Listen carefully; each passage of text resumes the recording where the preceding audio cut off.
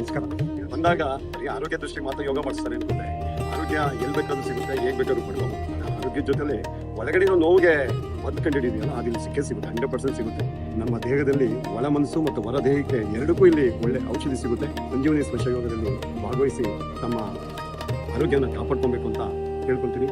ನಮಸ್ತೆ, ನನ್ನ ಹೆಸರು ಮೂಡ್ ಸೈನ್ಸ್ ಆಂಗಲ್ ಇತ್ತು. ಆದರೆ ಇಲ್ಲಿ ಬಂದಾದ್ಮೇಲೆ ಅದರಲ್ಲಿ ಯಾವ ಥರ ಡೀಲ್ ಮಾಡಬೇಕು, ಯಾವ ಥರ ಫೇಸ್ ಮಾಡಬೇಕಂತೆಲ್ಲ ಕಲ್ತ್ಕೊಂಡೆ. ನಮಸ್ತೆ, ನನ್ನ ಹೆಸರು ತನುಶ್ರೀ ಅಂತ. ನನಗೆ ಎಲ್ಲದ್ರ ಮೇಲೂ ಭಯ ಇತ್ತು, ನಾನು ಜಾಸ್ತಿ ಸೋಷಲೈಸ್ ಆಗ್ತಿರ್ಲಿಲ್ಲ.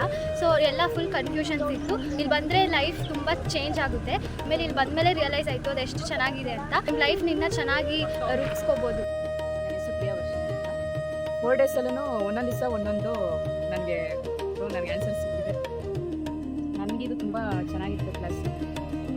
ಎಲ್ಲ ರೀತಿಯಲ್ಲೂ ಫ್ರೀ ಆಯಿತು. ಲೈಕ್ ಬಾಡಿ, ಮೈಂಡ್, ಔಟ್ಸೈಡ್ ರಿಲ್ಯಾಕ್ಸೇಷನ್ಗೆ ಅಂತ ಫುಲ್ಲು ಸ್ಟ್ರೆಸ್ ಆದಾಗ, ಡಿಪ್ರೆಷನ್ ಆದಾಗ 3-4 ಡೇಸ್ ಟ್ರಿಪ್ಪಿಗೆ ಅಂದ್ಬಿಟ್ಟು ಹೋಗ್ಬಿಟ್ಟು ಬರ್ತೀವಿ. ಲೈಕ್ ಆ ಕಾನ್ಸೆಪ್ಟ್ ತಲೆನಿಕೊಂಡು 4 ಡೇಸ್ ಟ್ರಿಪ್ಪನ್ನು ಲೆಕ್ಕದಲ್ಲಾದರೂ ಇಲ್ಲಿ ಬಂದು ಸ್ಟೇ ಆಗಿ